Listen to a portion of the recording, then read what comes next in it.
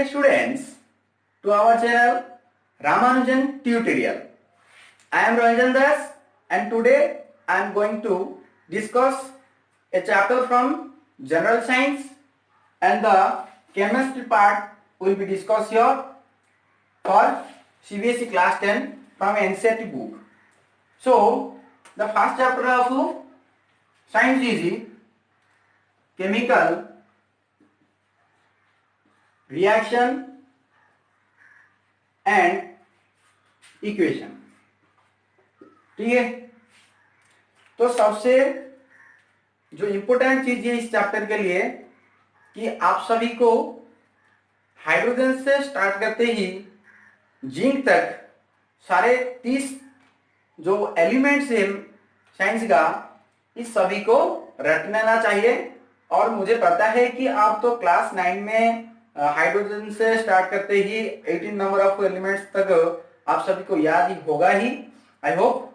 But 30 तक अगर आप याद कर ले तो आपके लिए भी अच्छा होगा और मेरे लिए भी. ठीक है, तो चलते हैं इस चैप्टर की शुरू करते हैं. तो जो चैप्टर का नेम है केमिकल रिएक्शन एंड इक्वेशन. पहले ये केमिकल रिएक्शन के बारे में जानने से पहले मैं केमिकल चेंजेस के बारे में कहता हूं, क्योंकि आप सभी को पता है in our day to day life in our surroundings lots of changes going on continuously and scientifically these changes are divided into two categories. Some are the physical changes and some are the chemical changes. You know, physical change you can easily observe that like अगर मैं कोई paper का टुकड़ा पकड़ा हूं अपने हाथ से और उसको अगर फाड़ लूं तो वो जुड़ा नहीं हो सकता है. लेकिन अगर चाहे तो हम कुछ ग्लू और गम यूज करते ही उसको जोड़ सकते हैं.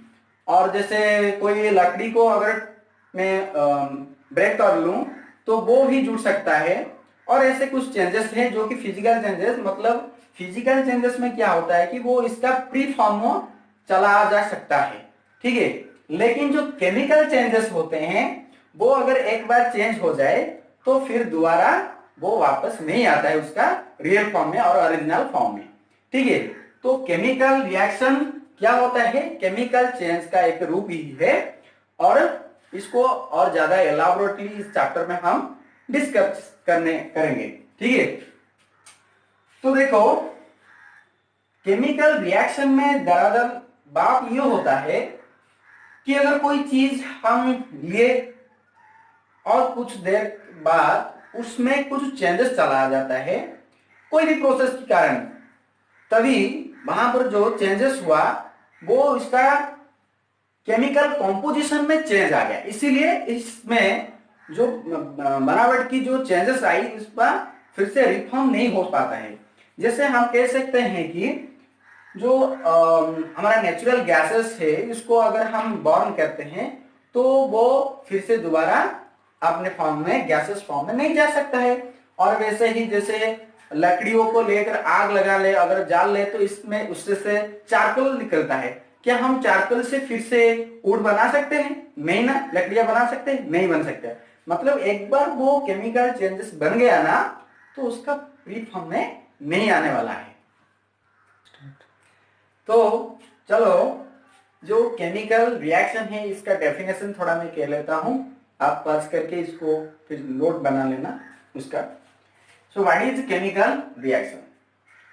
The chemical change in which a new substance is formed and can not be return to its original form और previous form is known as chemical reaction. तो केमिकल रिएक्शन एक तरह की केमिकल चेंज ही है. तो इस कंसेप्ट के साथ हम आगे बढ़ेंगे.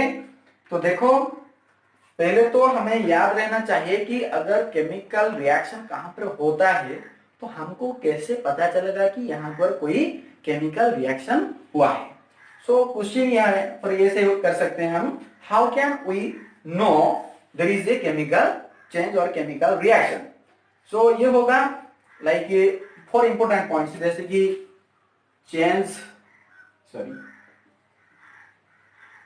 change in color and change in smell, and third में आता है हमारा चेंज इन टेम्परेचर, ठीक, और evolution of gas, evolution of gas, ठीक। अगर इनमें से कोई एक भी चेंजेस आपको नजर में आए तो इससे कंफर्म है कि वहां पर कोई भी एक केमिकल रिएक्शन चलता है, ठीक है। तो चेंज इन कलर की एग्जांपल अगर आप लेना चाहते हैं, जैसे कि अगर हम कुछ देर तक एप्पल को काट के कहां पर रख लेते हैं, इसका ब्राउनिश कलर आ जाता है। ये कैसे हुआ? क्यों कि जो एप्पल था, एप्पल के अंदर जो कुछ केमिकल सब्सटेंस थे, जब वो एटमॉस्फेयर की जो ऑक्सीजन था उसके साथ जब वो रिएक्शन करने लगे तो तभी इसका कलर में चेंज आ गया, ठीक है। वैसे ही चेंज इन स्मेल, ये तो आपको पता होगा। अगर कोई खाने वाला चीज जैसे ब्रेड वगैरह और कुछ चीजें अगर कुछ देर तक हम 1-2 दिन रख लेते हैं, वो क्या रॉटन हो जाता है और रॉटन होके उसका बैड स्मेल निकलने आता है। और change in temperature, you know that whenever अगर आप हम घर में रसोई वगैरह करते हैं तो कुकिंग की टाइम में अगर हम पानी को उगालते हैं तो पानी का टेम्परेचर जब चेंज होने लगता है, वो क्या होता है, वाटर मतलब लिक्विड से वो गैसेस और वेपर फॉर्म्स में कन्वर्ट होने लगता है। क्यों? Because of change in the temperature. और चेंज इन टेम्परेचर और सबसे बढ़िया एग्जाम्पल मैं कह सकता हूँ आपको, जैसे कि अगर वाटर के साथ आप ब्लीचिंग पाउडर की मिक्सिंग करेंगे तो तभी टेम्परेचर बदल में आ जाए बढ़ेगा। और अगर आप वॉशिंग सोडा को भी पानी के साथ लेकर रब करेंगे हाथ में तब भी टेम्परेचर चेंज होगा। एंड इवोल्यूशन ऑफ गैस, ये तो बहुत सारे जगह में हम इस तरह की एग्जांपल्स देख सकते हैं। सो इवोल्यूशन ऑफ गैस जो है, इसका एग्जांपल हम ले सकते हैं जैसे कि सल्फ्यूरिक एसिड H2SO4, उसके साथ ले जाते हैं जिंक, ओके, तो यहाँ पर निकल आ जाएगा zinc sulphate ZnSO4 plus hydrogen gas. तो यहाँ पर ये हाइड्रोजन गैस निकल में आता है, ठीक है। तो चलो आगे बढ़ते हैं।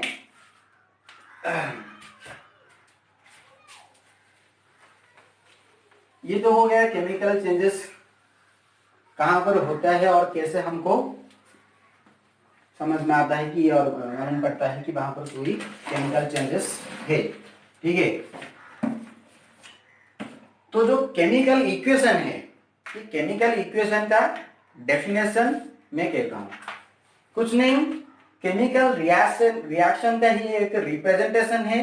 कैसे ना, उसके रिप्रेजेंटेशन करने के लिए हम कुछ एलिमेंट्स और सिंबल्स, जो हमारा कंपाउंड का फॉर्मूला, इसको यूज करते हैं और जो लिखते हैं उसको हम कहते हैं। तो इसका डेफिनेशन लिख लेना, मैं व्हाइट बोर्ड में लिखता हूं।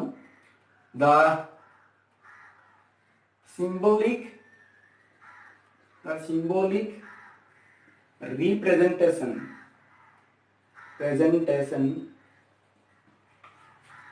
the symbolic representation of chemical reaction using symbols or formulae of the substances is called chemical equation। Sorry, full में लिख देता हूँ, इक्वेशन, ठीक है। तो ये क्या कह रहा है, symbolic representation of chemical reaction using symbols और formula of the substances is called chemical equation. तो सिंबल और फार्मूला, ये क्या होता है, डिफरेंस थोड़ा सा याद समझ लिए भाई। एलिमेंट्स के लिए, जो एटम्स के लिए हम सिंबल्स यूज करते हैं, जैसे कि हाइड्रोजन को H लिखते हैं और आयरन को हम जैसे F लिखते हैं, ऐसे और फार्मूला क्या है, फार्मूला कंपाउंड के लिए यूज करते हैं, जैसे कि वाटर का फार्मूला है क्या, H2O, ठीक है।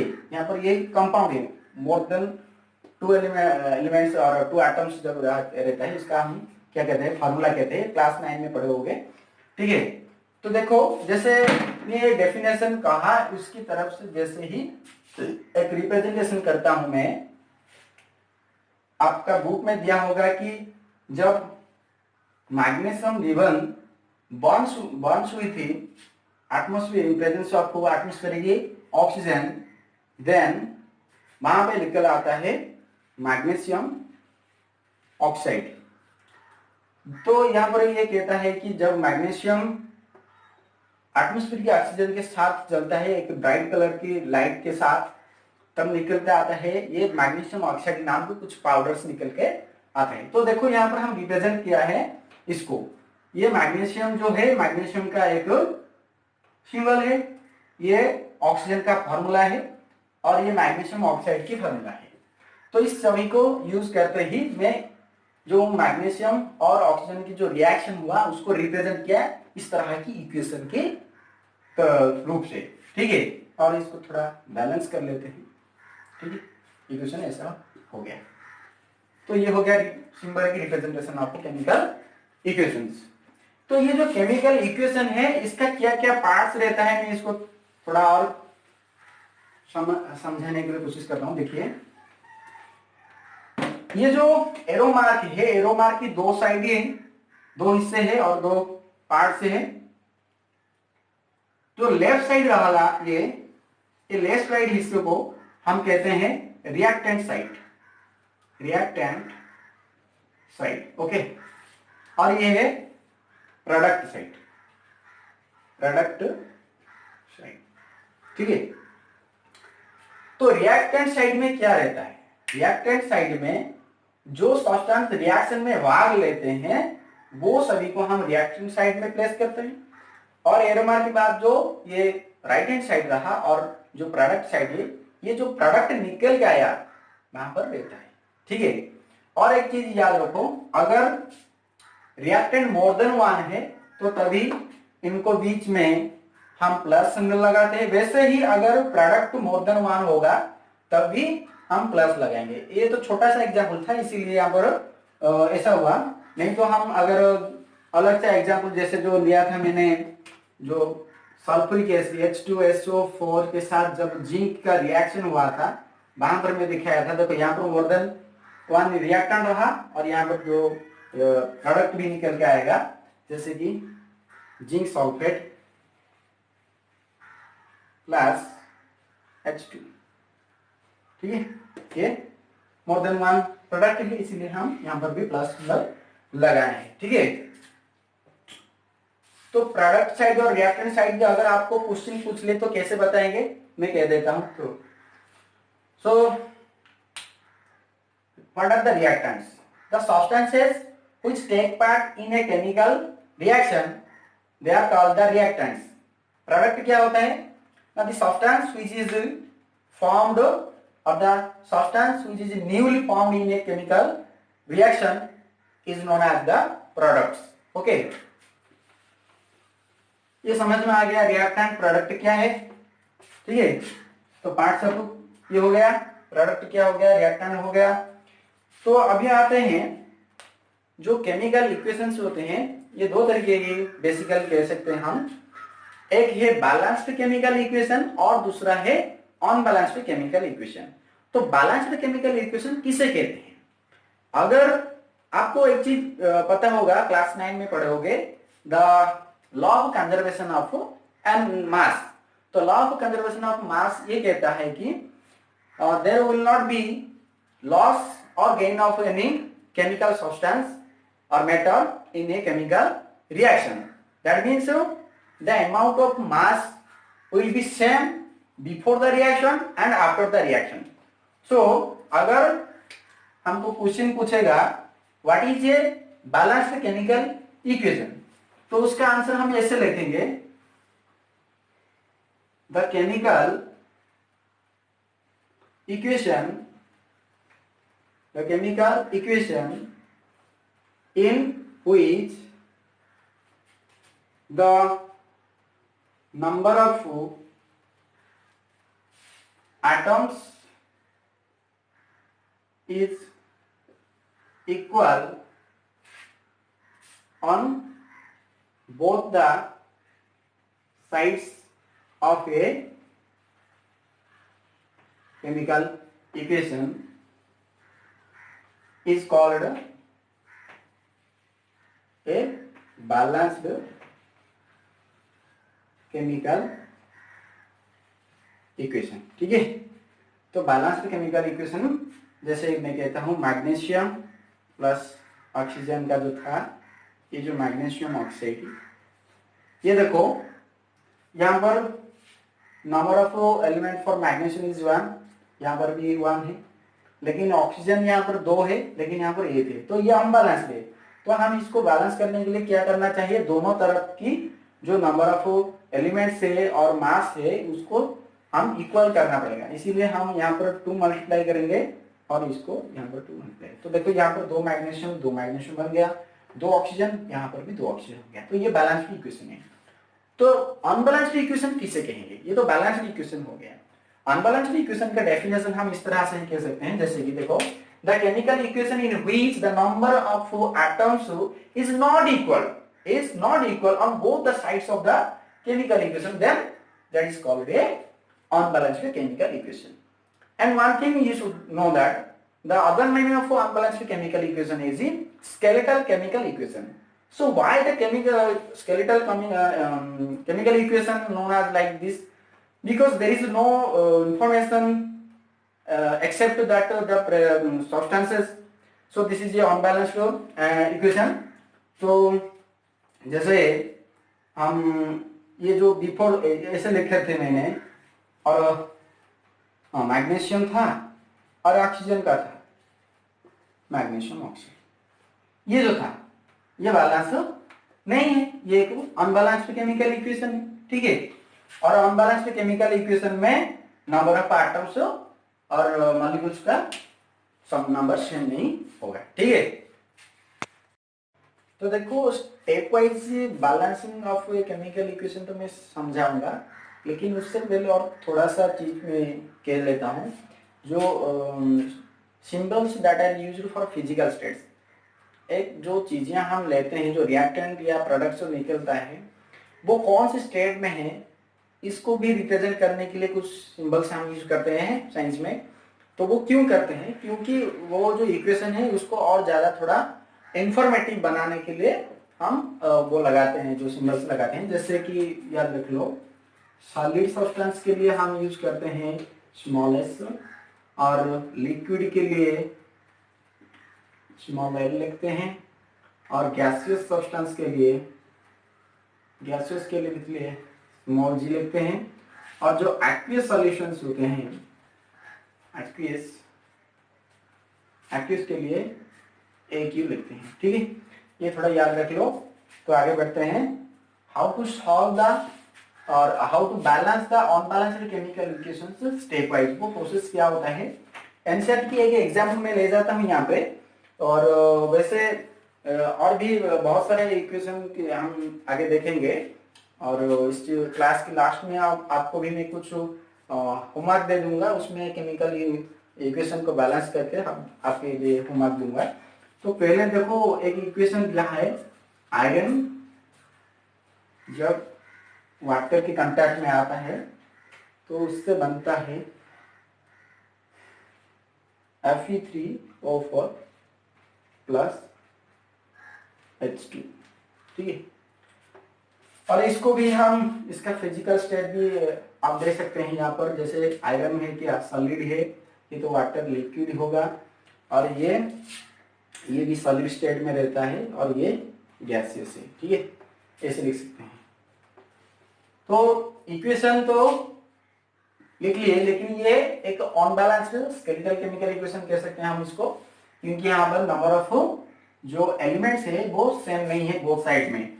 जैसे कि यहाँ पर आयरन एक ही है, लेकिन यहाँ पर कितना है, 3 है, और यहाँ पर हाइड्रोजन 2 है, वहां पर हाइड्रोजन 2 है। ठीक है, ये लेकिन ऑक्सीजन यहाँ पर एक ही है, यहाँ पर कितना है, 4 है। तो यहाँ पर बैलेंस नहीं है, तो बैलेंस करने के लिए जो स्टेप वाइज प्रोसेसेस कहा है वो क्या करना चाहिए हमको देखिए। तो पहले तो क्या करना है, ये जो दिए हैं इसको बॉक्स कर लेना, एक एक बॉक्स के अंदर रख लो, रेक्टेंगुलर बॉक्स से अंदर रख लो, ताकि इसका जो नंबर का एलिमेंट्स जो पहले से दिया हुआ है उसका कोई चेंजेस नहीं करना चाहिए हमें, ठीक है।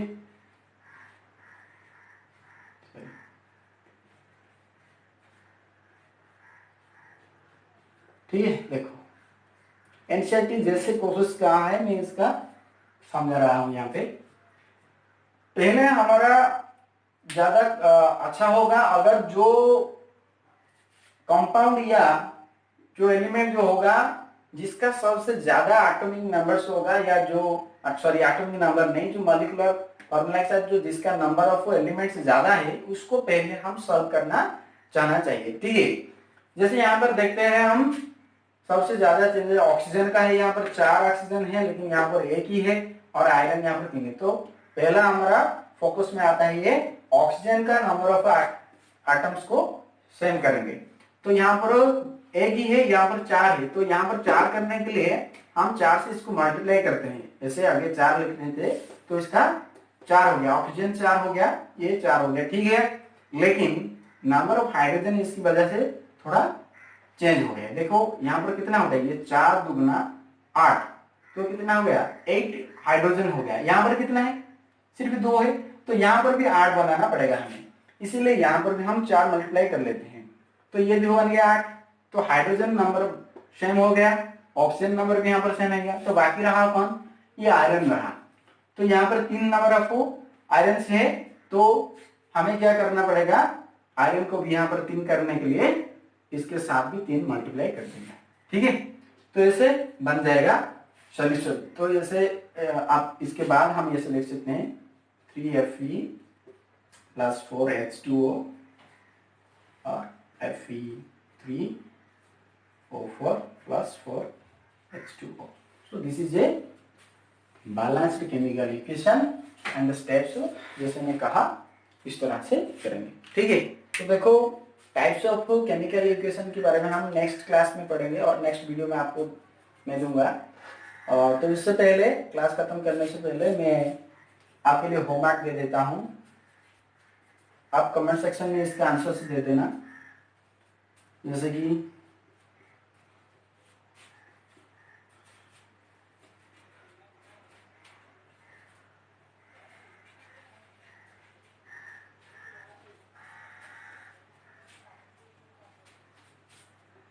एक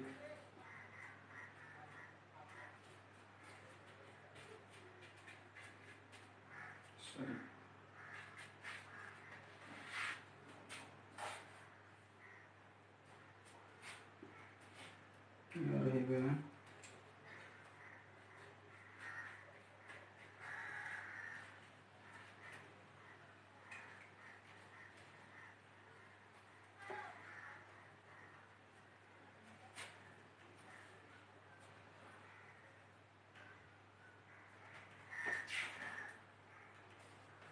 पांच ही दूंगा आपको, ठीक है।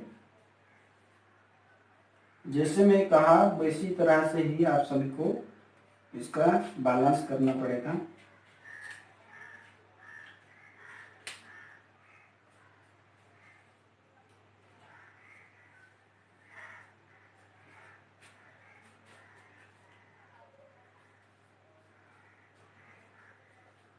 यहाँ पर जगह नहीं है और एक एक्सप्रेट हम यहाँ पे लिखिए।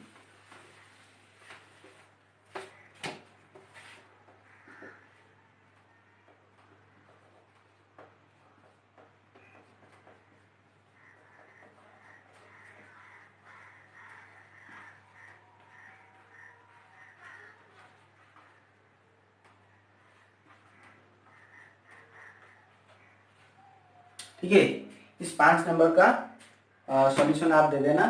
और thank you for this watching this video and my request to please subscribe our channel and hit the bell icon to get the latest updates of our videos. Thank you so much.